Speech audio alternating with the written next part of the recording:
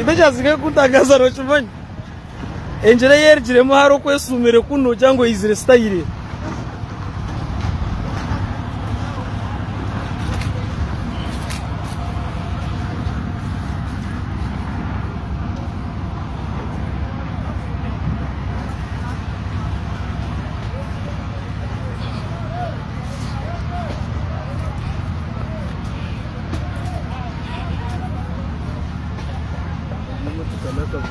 manya heta buganira mutumuna